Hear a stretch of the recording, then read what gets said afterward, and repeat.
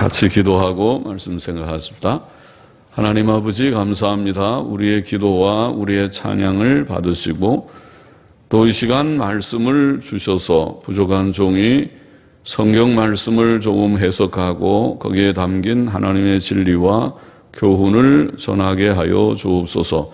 하나님의 영, 진리의 영께서 우리 가운데 계시고 이 전한 종의 심령을 주장하시고 또 모여 주를 사모하는 자들에게 은혜를 주시고 사모하는 마음, 말씀을 사모하는 마음을 주시고 말씀을 깨닫는 은혜를 주셔서 기록된 책의 말씀을 개인적으로 읽을 때나 예배당에 나와 함께 볼 때에 주님 잘 깨닫고 하나님의 말씀의 충만한 은혜 가운데 거하며 예수님 믿고 구원받고 또 하나님의 모든 교훈 속에서 온전케 되어 흠과 점 없이 하나님을 사랑하는 경건하고 선한 자들로 날마다 자라가며 새로워지며 온전케 되게 하여 주옵소서. 하나님의 영, 진리의 영께서 저희 가운데 계셔서 일하시고 저희들을 진리 가운데로, 진리의 풍성함 가운데로 항상 인도하여 주옵소서. 예수님의 이름으로 감사하며 기도하옵나이다. 아멘. 아멘. 자녀 출산 후 정결법이라는 그런 내용입니다. 자, 다시 한번 조금 몇 가지 얘기. 자, 여인이 잉태하여 남자를 낳으면, 그러니까 남자아이를 낳으면 7일 동안 부정하리니 곧 경도할 때와 같이 여자들이 생리를 하는 아기를 낳을 수 있는 그 연령에서 생리를 합니다. 생리가 끊어지면 더 이상 아기를 가질 수가 없죠. 그래서 생리할 때와 같이 한 달에 한 번씩 하는 생리할 때와 같이 부정할 것이며 제8일에는 그 아이의 남자아이의 양피를 벨 것이요. 양피는 포피입니다. 어기는 아기의 고추를 이렇게 덮고 있는 그 살 가죽을 끝을 자르는 것이죠. 깨끗하게 포피를 벨 것이요. 그것을 우리가 포경수술이라고도 하지만은 성경에는 할례라고 합니다. 그래서 그것을 자름으로써 좀 물론 깨끗해지는 것도 있을 것입니다. 포피를 벨 것이요. 많이 아프겠죠. 그러니까 아기들이니까 좀 빨리 아물 수 있겠지만은 살을 자르는 것이니까 아플 것입니다. 벨 것이요. 그 여인은 오히려 33일을 지나야 산혈이 깨끗하리니. 우리는 그렇게 이제 뜻을 새겨서 번역했는데 원문은 옛날 영어 성경이나 NIV 성경처럼 그를 깨끗게 하는 피 안에 33일간 머물러야 하리니 그렇게 되어 있습니다. 그 뜻이 그 뜻이라고 생각하고 있지만은 그를 깨끗게 하는 피 안에, 그러니까 아이를 낳으면은 그 피가 모르겠어요. 우리는 그 이치를 잘 모르지만은 출산하고 나면은 그 여인 산모의 피가 제대로 잘 순환을 해서 깨끗하게 되는 정상적으로 돌아오는데 결국 40일이 걸린다는 말입니다. 7일 동안 부정하였고 7일은 아기를 낳고 난 다음에 생리 때처럼 그렇게 피가 계속 나오는지 좀 이렇게 불결한 그런 상태에 있다가 33일이 지나야, 그러면 합치면 7일과 33일은 40일이죠. 40일이 지나야 깨끗하게 된다. 산혈이 깨끗한다. 그를 깨끗하게 하는 피 안에 33일을 머물러야 한다. 이렇게 되어 있고, 정결케 되는 기한이 차기 전에는, 이 40일 전에는 성물을 만지지도 말고 또 성소에 들어가지도 말 것이라. 그렇게 규정을 하고 있고, 여자를 낳으면, 여자아이를 낳을 때에는 조금 더 깁니다. 그래서 남자는 7일 동안 부정하지만 여자아이를 낳으면 27일 동안, 7일이 두 번이니까 14일입니다. 27일이라는 특별한 표현을 했어요.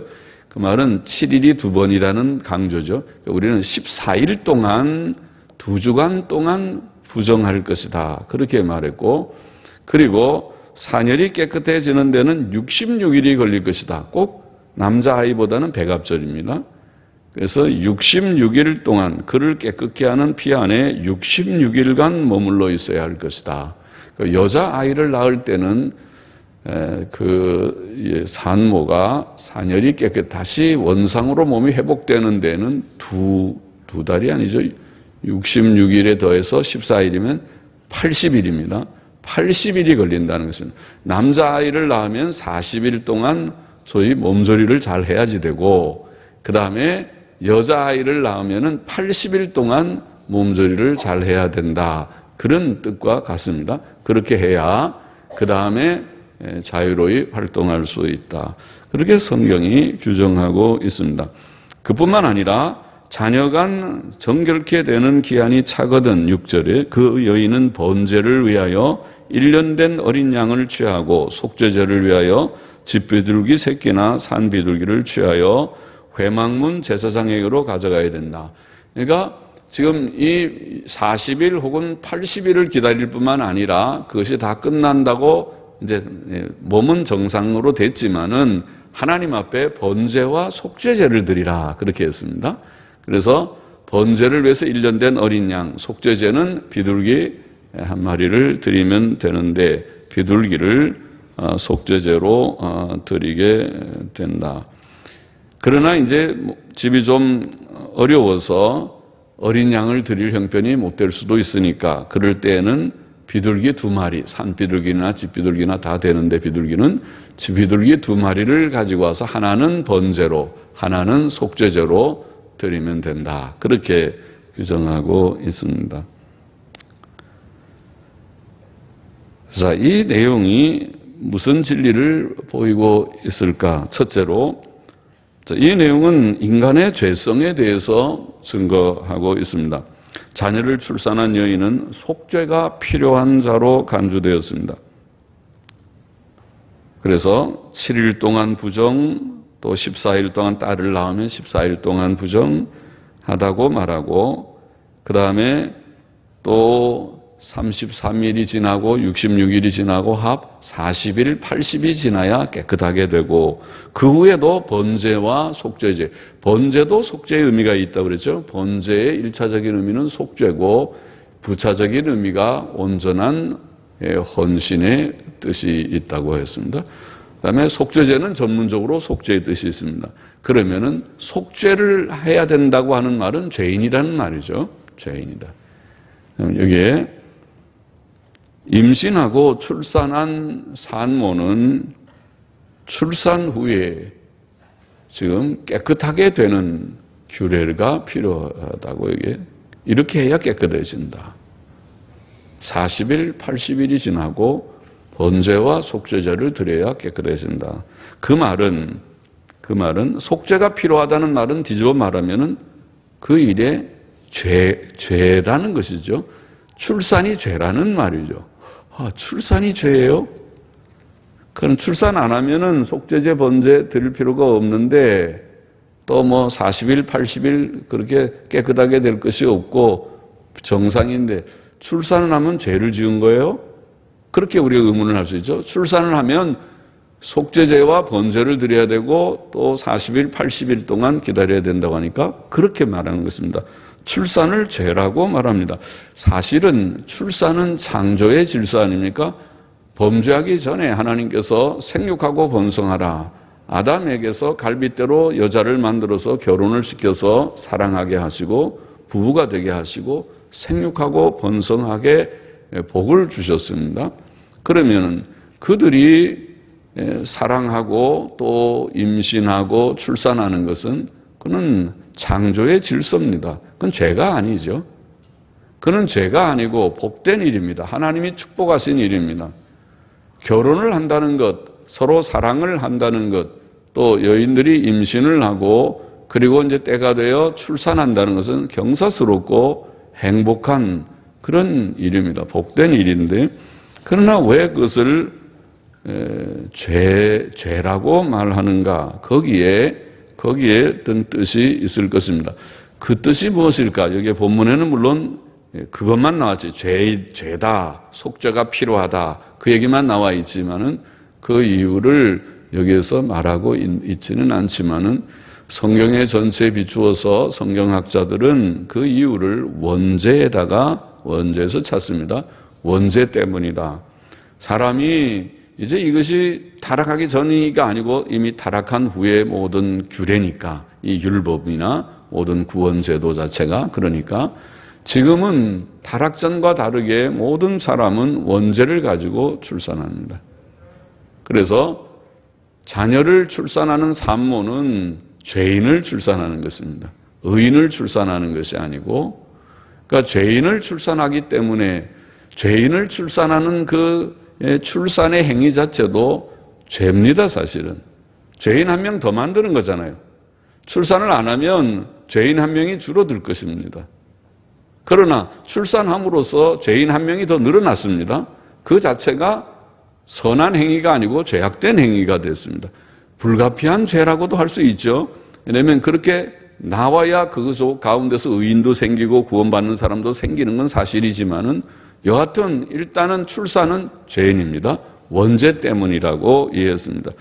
주석가 매튜 풀은 그의 주석에서 그 여자가 불결한 것은 임신이나 출산에 있는 어떤 불결 때문이 아니고 출산과 임신 때로부터의 인간 본성의 보편적이고 뿌리 깊은 부패성을 나타낸다고 해서 그것이 원죄죠. 우리 모든 사람들 속에 모두에게 예외 없이 어린아이들에게도 우리 저게 예쁜 정우나 또 루아나 라엘이나 우리 예쁜 아이들에게도 어릴 때부터 죄인이라고 그랬어요. 엄마가 아기를 낳을 때 이건 뭐 잘못했어요. 아무 죄도 없어 보이는데 착해만 보이는데요.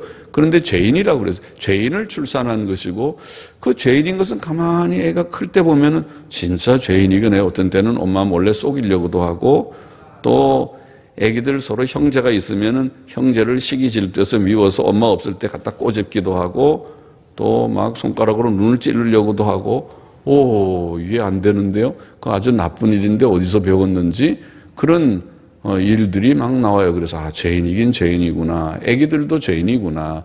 점점 크면 더 그렇죠. 부모 몰래 나쁜 짓도 슬슬하고 그러고 아무도 모르겠지. 하나님은 다 보시는데 모르겠지. 그러고 죄인입니다. 그래서 죄인이기 때문에 그렇다. 앤드류 보나는 유명한 레위기 주석을 쓴 분인데 여인은 아이의 출산으로 불결하게 된다. 여인은 아이의 출산으로 불결하게 된다. 왜 그런가? 왜냐하면 그 아이는 죄인으로, 즉 지옥의 상속자로 출산되기 때문이다. 그러므로 그를 낳은 여자는 불결하다고 간주된다. 그렇게 주석에 설명을 했어요. 옳습니다. 그렇게 생각합니다. 우리도 원죄 때문이다. 출산은 원죄 때문에 죄인을 하나씩 늘어가게 하는 일이니까 속죄가 필요하다. 그렇게 이해가 됩니다. 사람은 어릴 때부터 죄인입니다. 그리고 산모가 7일 동안 부정한 것은 또 40일 또 혹은 80일을 부정하게 여기는 것은 사람의 죄책과 죄성이 많다는 것을 보이는 것 같습니다. 모든 사람은 하나님 앞에서 죄인이며 영원한 정죄와 지옥 형벌을 받을 만한 죄인이며 그 부패성은 매우 뿌리 깊고 심각하여 치료 불가능하다 그랬어요. 죄성을 좀 뿌리 뽑으면 좋은데 어떻게 뽑을까? 이 다리를 한번 몇 대, 10대, 한 20대만 세게 때리면은 죄가 다 도망가 버리겠는가? 조금은 효과가 있지만은 안 없어질 것입니다. 그래도 이제 며칠은 좀 갈지 몰라도 또 해이해지면 또 잘못된 삼천포로 빠진다 그러죠. 잘못된 길로 가고 싶은 마음이 자꾸 속에서 생기고 부모의 통제를 싫어하고 내가 자유롭게 실컷 내 마음대로 또 죄도 한번 지어보지 하고 싶은 마음이 생길 수 있습니다. 남자나 여자나 어른이나 아이나 우리 모든 인간 속에는 나이가 들어도 그것은 예외가 아닐 것입니다. 자기 몸을 자기 마음을 통제한다고 하지만 그래도 나이 든 사람도 역시 실수하고 실패하는 것을 우리는 봅니다. 나이에 관계가 없구나.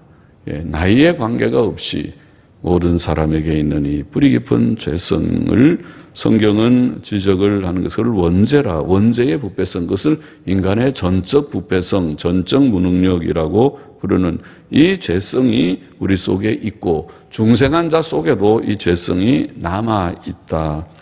자, 죄성을 증거하는 진리가 오늘 여기 하나 있고, 두 번째로 본문의 이 내용은 죄인이 할례를 통해서 하나님의 백성이 될 수 있음을 증거하고 있는데, 남자아이를 대표적으로 지금 말했습니다. 남자 어린아이는 난지 8일 만에 할례를 받아야 했습니다.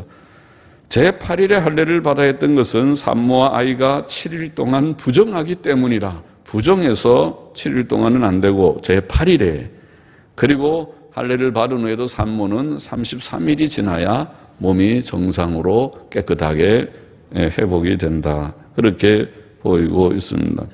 할례는 사람이 죄인인 것을 전제하는 것입니다. 할례는 언약의 표입니다. 죄인이 하나님의 백성이 되는, 죄 씻음을 받고 새 생명을 얻는 하나의 구원받는 표가 할례입니다. 하나님께서는 아브라함에게 할례의 언약을 주심으로 그 자손들이 하나님의 백성이 되게 하셨습니다. 창세기 17장에 나와 있죠. 하나님의 언약은 죄인들을 하나님의 거룩한 백성 곧 성도가 되게 하는 방법이었습니다.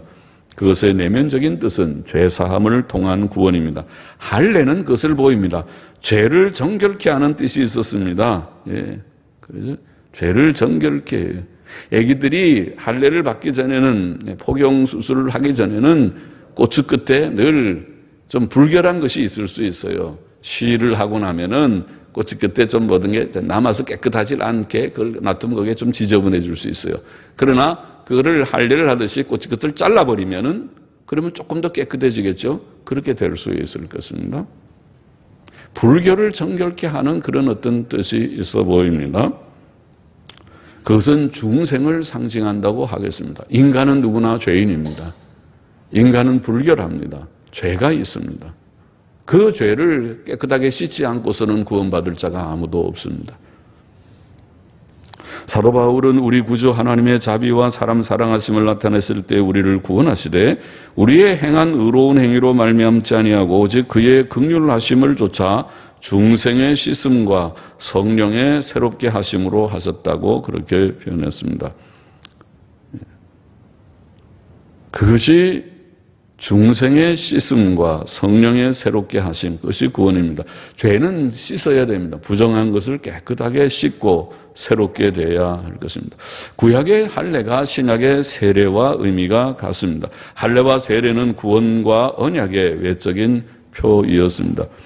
그것이 상징하는 내면적인 의미는 방금 말한 회개와 믿음으로 나타나는 중생과 죄사함의 구원입니다. 사람이 중생하고 죄 씻음을 받게 되면, 죄 씻음을 받아야 새 생명이 있죠. 죄값은 죽음이니까 중생해야, 중생할 때 예수 그리스도의 십자가의 속죄의 사역이 우리에게 적용되어서 죄 씻음을 주심으로 죽었던 영이 살아나는 것이 중생인데, 중생하게 될 때 나타나는 현상이 회개와 믿음입니다. 사람이 중생해야 그때 모든 죄를 의식적으로, 하나님이 우리 속에 참으로 새 생명을 심어줘야 의식적으로 죄를 미워하고 죄를 버리라, 회개하세요. 그러면 응답합니다. 알겠습니다. 죄는 버려야 돼요. 그 죄는 더러운 것이에요. 죄를 지으면 안 돼요. 망해요. 죽어요. 알았어요? 그러면 예, 알겠습니다. 죄와 싸워보려고 미워하고 눈물을 흘리고 죄는 싫다고 그러고 회개를 하고 그렇게 하게 됩니다. 예수만 믿어야 돼요. 그래, 예, 믿습니다. 그래서 회개와 믿음을 우리는 중생의 증거라고 말해요. 신학에서. 그 사람이 중생했느냐 안 했느냐 하는 것은 회개했느냐, 예수님 믿고 있느냐, 그것으로 우리가 확인할 수 있다는 옳은 것이죠. 그래서 회개와 믿음으로 나타나는 이 중생이 바로 세례의 내면적인 의미입니다. 세례라는 것은 그 사람이 회개하고 믿은 사람에게 외적으로 물을 뿌려서 죄 씻음을 표시하는 거지만은, 그가 세례를 받을 때 죄가 용서되는 게 아니라 이미 중생했을 때, 예수 그리스도를 믿었을 때 그 속에 사실은 회개와 믿음 때도 아니고 그 전에 중생했을 때, 그런데 중생이라는 것은 내가 느끼기 전에 하나님께서 내 속에 깨우침을 주시는 것인데, 사실은요, 그때에 우리가 예수 그리스도를 구주로 영접하게 되고 그것이 회개, 죄를 미워하게 되는 것입니다. 그때에 우리가 죄 씻음을 받아요, 사실은요.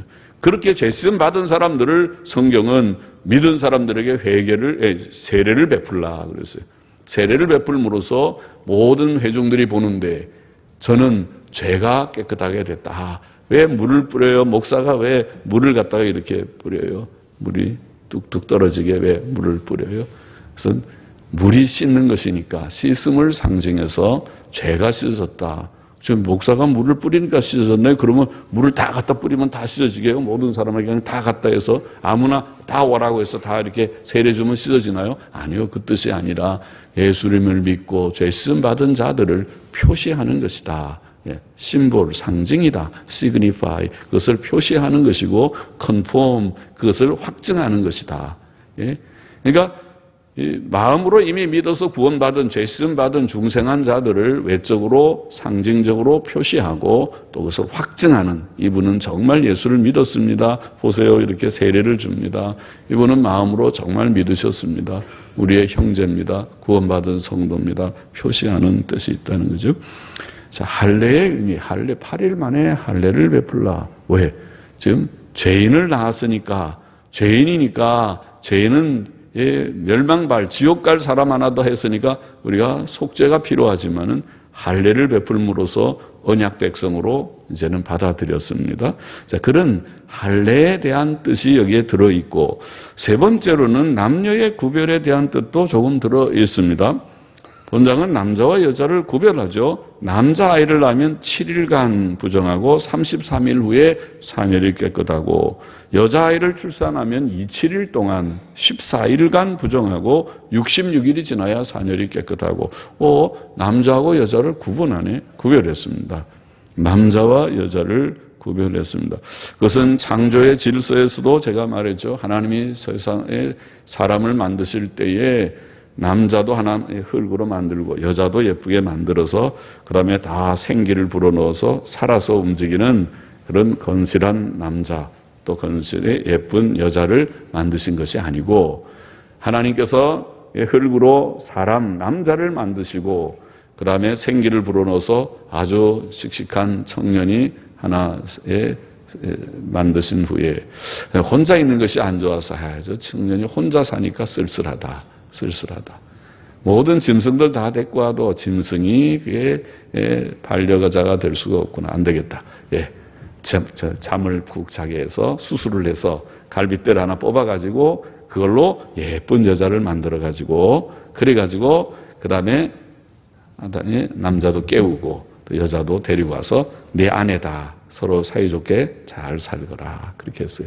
얼마나 예뻐요. 그러니까 그렇게 만들었을 때 이 여자의 역할은 그 남자 옆에 늘 같이 반려자로, 배필로, 헬퍼로, 돕는 자로 있어서 같이 서로 사귀면서 또 서로 좀 도우면서 또 사랑을 받으면서 그러면서 살게 하나님께서 의도하신 창조의 질서에서도 여자는 여자의 역할과 위치가 있었다고 보이고, 그리고 또 하나는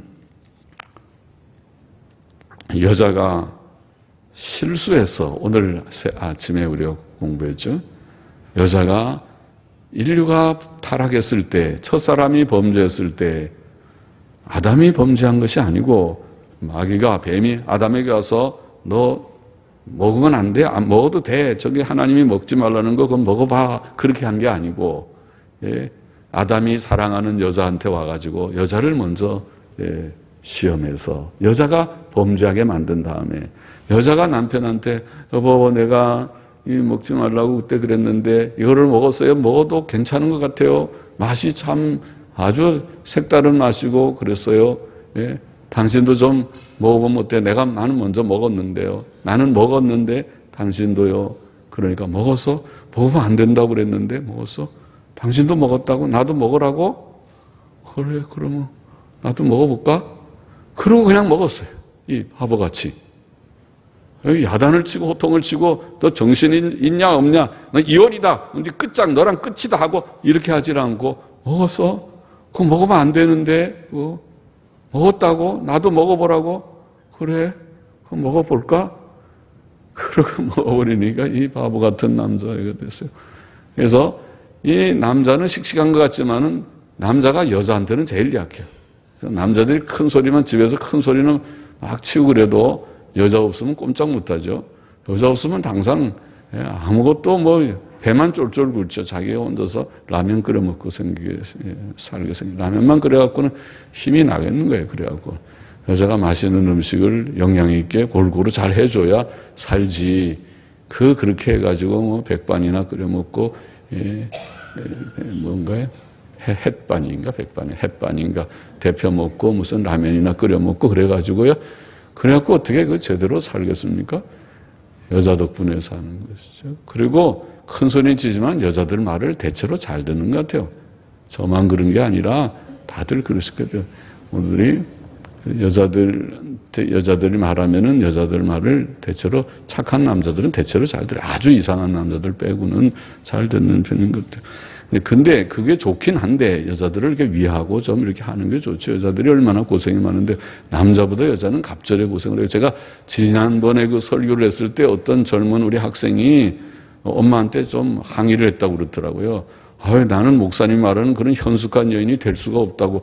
그렇게 너무 힘들어가지고 그런 여인이 오늘 세상에 누가 그런 여인이 되겠느냐고 그랬더니 어린 우리 학생이 야, 내가 목사가 설교를 잘못했나? 난 성경대로 했는데 그때 남자도 수고하고 힘들게 일한다는 말도 했을 텐데 왜 여자만 뭐 꼭 무슨 그런데 이제 표현이 여자가 뭐 잠언 31장에 있는 대로 아침 일찍 일어나고 뭐 밤늦게까지 일하고 그러니까 아이고 그 여자가 보통 그런 힘든 여자가 아니다 그렇게 생각했겠죠. 그러니까 여자도 그렇지만 남자도 갑절 이상 그렇게 해야지 되는 거지. 남자는 놀면서 뭐 여자만 일 시키고 종처럼 부려먹는 그런 뜻은 아니었는데 아마 그런 좀 인상을 받았는지는 몰라도 그래서 여자들을 우리가 존중해야 되지만은 그러나 우리가 조심하고 여자들이 잘못해서 그렇게 됐다. 그래서 여자들이 이제 책임이 좀 더 있다. 그것을 성경은 말씀을 했습니다. 여자가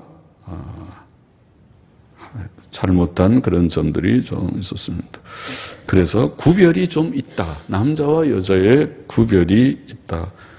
성경은 말하기를 여자는 남편에게 순종하라 그런 말을 했어요. 요새 젊은이들은 듣기 싫은 말이죠. 그거 옛날 얘기죠. 옛날 얘기가 아니라 성경 얘기입니다. 순종하라 그러고 남자는 여자를 사랑하라 그랬어요. 둘 다 사실은 쉬운 일이 아닙니다. 순종이 뭐 더 낮고 높고 그런 개념보다 순종과 사랑이 돼야 일체가 되지 둘 다 그렇지 않고 1대1로 하면은 매일 찌그닥 싸움만 합니다.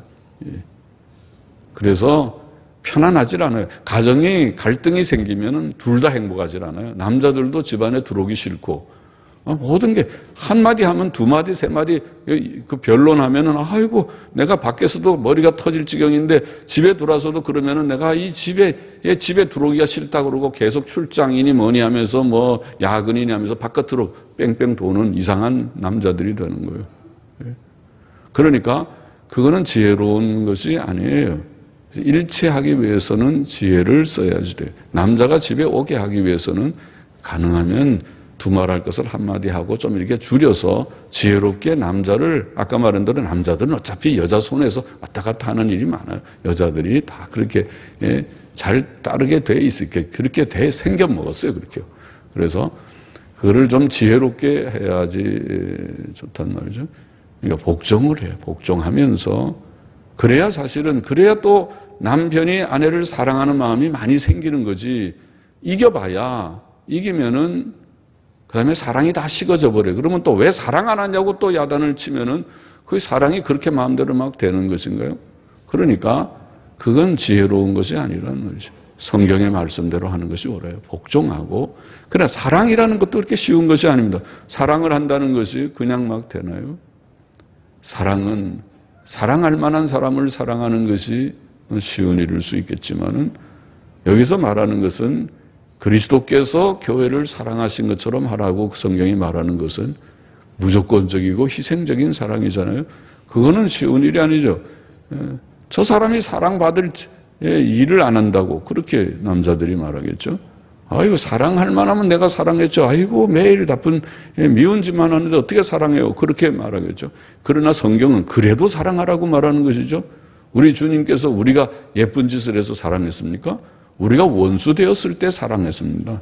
우리가 주님 앞에 종종 주님 마음에 아주 실망을 주고 실망을 주지만은 주님이 사랑했습니다. 그런 사랑을 하라는 거예요. 그러니까 사랑하는 것도 쉬운 것이 아니고 복종하는 것도 물론 쉬운 것이 아닙니다.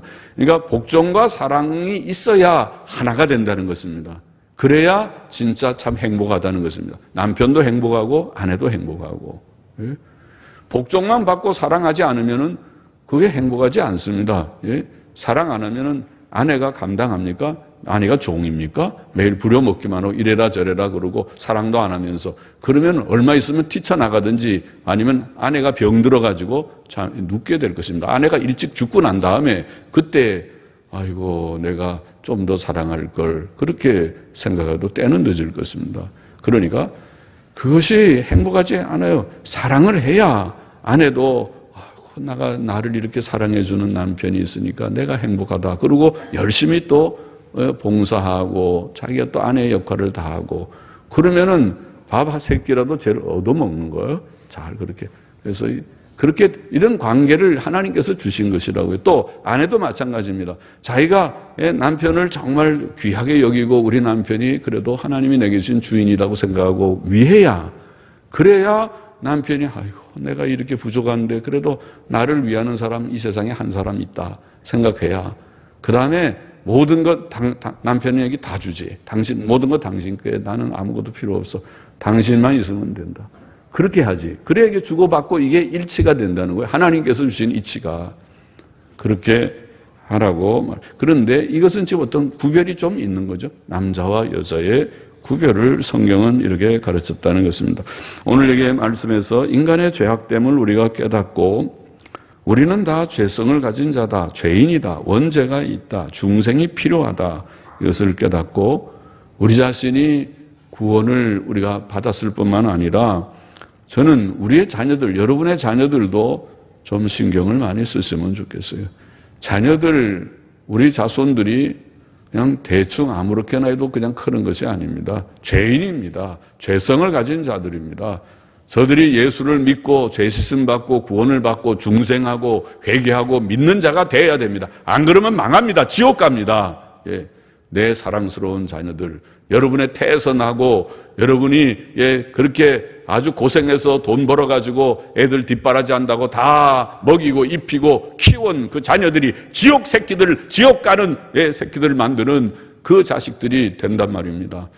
이것을 생각하고 정신을 우리가 차려서 이 죄인을 우리가 낳았고 죄인인데 아이들이 할례를 받고 세례를 받고 구원을 받고 중생하고 경건하게 복되게 자라야 되는 것이구나. 그 책임이 부모에게 1차적으로 있다는 것입니다.